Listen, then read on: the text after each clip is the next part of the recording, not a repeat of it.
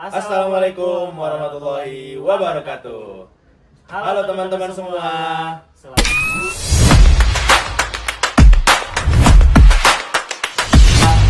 datang di Potam Posey Talk. Aku Ahmad Daniel Maulana. Dan aku Aidan atau Muhammad selaku pembawa acara pada foto kali ini. Nah, sebelum melangkah lebih lanjut, kita harus tahu dulu apa sih Fotalk itu? Jadi teman-teman, Foto adalah ruang obrolan santai bersama para narasumber untuk berbagi pandangan, pengalaman, dan pemikiran mereka yang bermakna tentang berbagai topik yang berkaitan dengan ekonomi Islam yang dekat dengan kehidupan kita. Nah, jadi di sini itu kita tidak akan membahas sesuatu secara berat, tapi kita akan membahasnya secara lebih ringan dan lebih santai. Jadi akan tersampaikan kepada teman-teman semuanya secara relevan dan general. Nah, harapannya dari kami, semoga obrolan singkat ini bisa teman-teman pahami dan membuka sudut pandang baru dari teman-teman, sehingga pengetahuan kita bisa bertambah lebih luas. Jadi di episode pertama Fotal kali ini, kita akan membahas pinjol dan pay letter. Bersama bintang tamu kita yang akan muncul dalam 3, 2, 1. Halo Kak Radit. Halo Aidan, halo Mau. Halo Kak Radit. Nah, jadi aku mau nanya-nanya dulu nih tentang kabarnya Kak Radit, gimana sih? Ya, alhamdulillah kalau sekarang kabarnya baik, sehat, dan untuk kesibukan itu lebih ke karena mahasiswa semester akhir, jadi sekarang lagi fokus nyusun skripsi sih.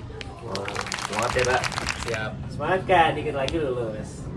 Nah, mungkin boleh nih Kak, kita langsung masuk aja. Kita mau jujur-jujuran dulu nih.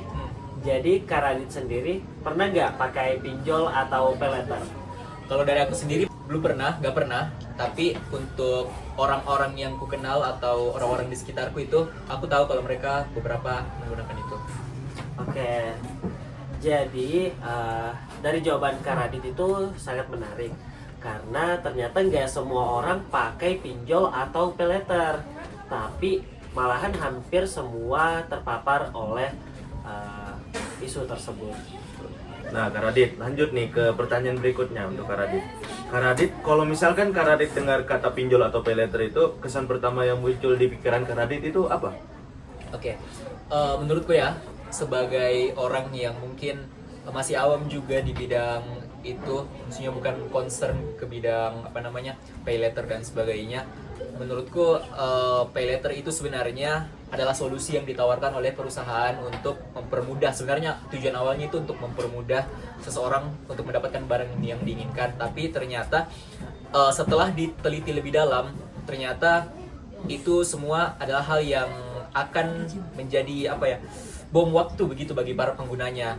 Dalam artian, oke, orang yang menggunakan pay letter itu akan mendapatkan barang yang dia mau sesegera mungkin, tapi dalam jangka waktu yang lama, tentunya pihak perusahaan yang meminjamkan uangnya ini akan akan meminta imbalan yang lebih atas uang yang dipinjamkan itu, dan tentunya akan memberatkan bagi pihak peminjamnya itu.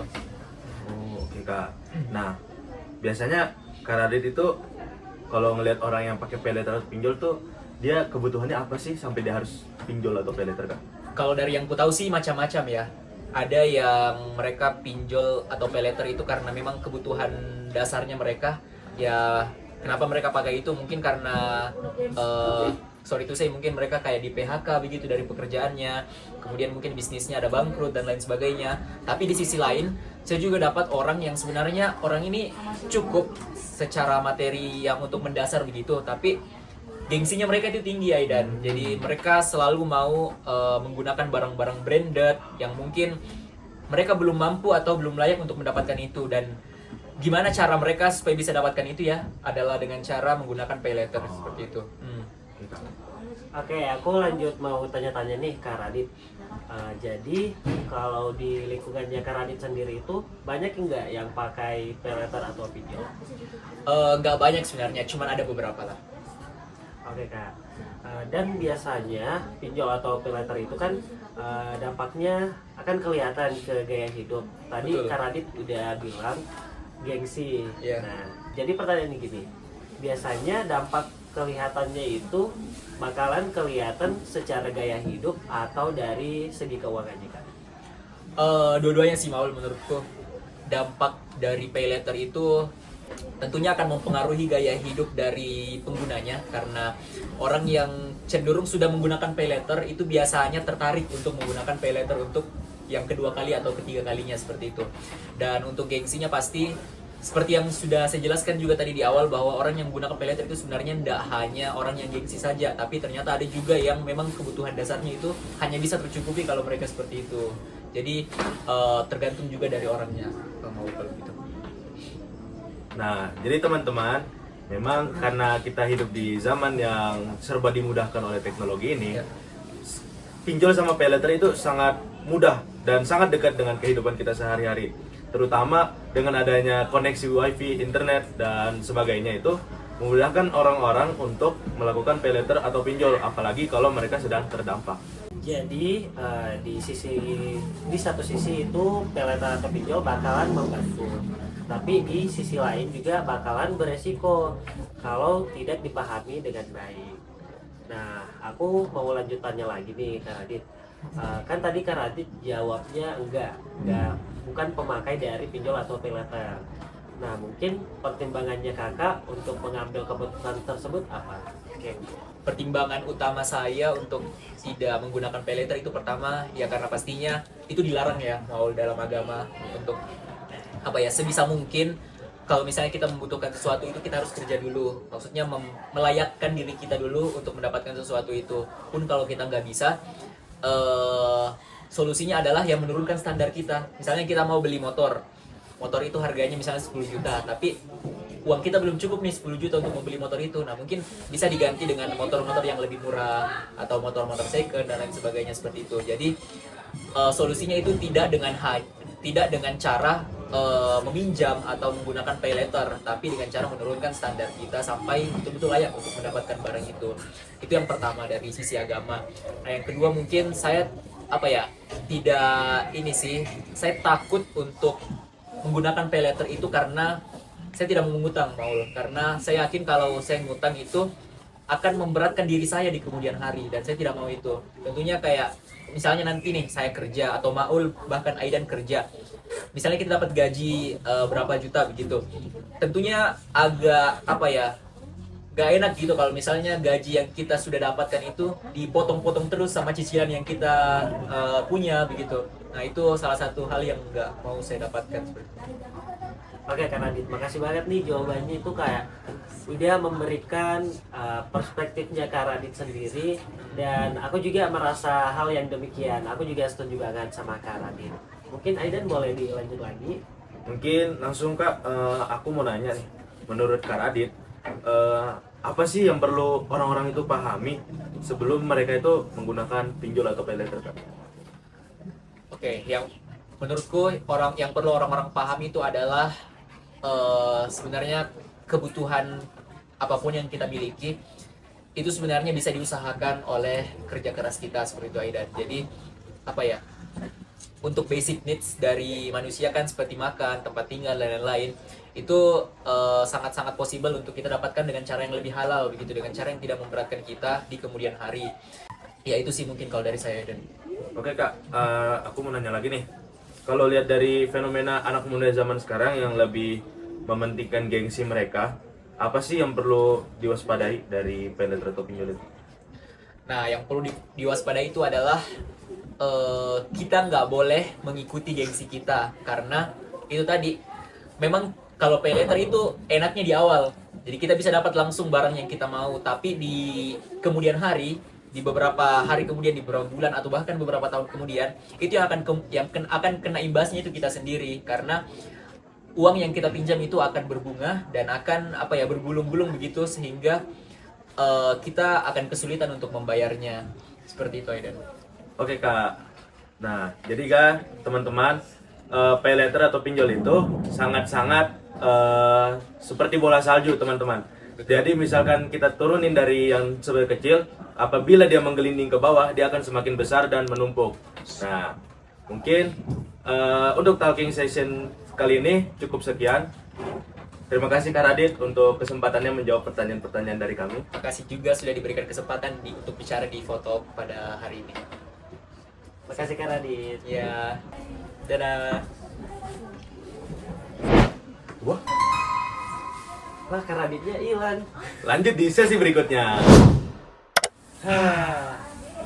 Nah, akhirnya kita deketan lagi nih Aidan. Iya Kak, setelah pembahasan dengan Kak Radit, kita bisa kembali bersebelahan. Ya benar. Jadi artinya kita akan masuk kepada Q&A section.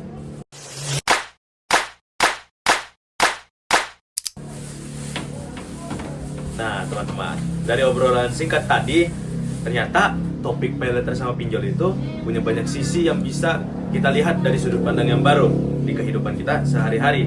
Dan ternyata dari teman-teman juga sudah banyak bertanya di Instagram yang sejalan dengan obrolan kita pada hari ini. Nah, pertanyaan-pertanyaan ini sudah kita pilih dan akan kita bacakan pada hari ini. Untuk pertanyaan pertama dari akun SPDY, pertanyaannya adalah kebiasaan keuangan sederhana apa yang bisa menjauhkan kita dari pinjol dan pay letter? Kamu bisa bantu jawab? Oke, boleh Aidan. Nah, untuk pertanyaan tadi itu kebiasaan keuangan sederhana apa yang bisa menjauhkan dari pinjol? Kalau dari aku sendiri sih, aku punya tabungan teman-teman. Nah, kenapa tabungan ini bisa membantu kita untuk menghindari dari pinjol atau pay letter? Kan biasanya pengguna pay letter atau pinjol itu karena mereka nggak punya cukup dana untuk memenuhi kebutuhan atau biaya yang akan dia gunakan. Nah, dengan kita menabung, kita bisa menggunakan uang dari hasil tabungan tersebut untuk memenuhi kebutuhan kita yang tidak tercukupi oleh dana yang kita sediakan. Jadi begitu teman-teman, salah satu kebiasaan baik yang bisa kita implementasikan di kehidupan sehari-hari itu menabung. Lalu untuk pertanyaan kedua dari akun Raputra_AA, pertanyaannya itu, jika cicilan pay letter memakai bunga, apakah itu otomatis riba menurut agama Islam? Bagaimana kamu? Bisa dibantu jawab? Oke, jadi ini sebenarnya jawabannya mudah teman-teman. Nah, jelas dalam Islam bunga itu nggak boleh alias haram. Jadi cicilan pay letter yang menggunakan bunga itu secara otomatis akan haram, artinya dilarang dalam Islam, dan itu nggak boleh banget teman-teman. Karena Allah sudah berfirman dalam Quran surat Al-Baqarah, wa halallahu al-bai'a wa harrama riba. Allah itu menghalalkan jual beli dan mengharamkan riba. Oke, Sekarang aku lagi nih yang mau nanya ke Aidan. boleh. Dari Aldiansyah Putra _22.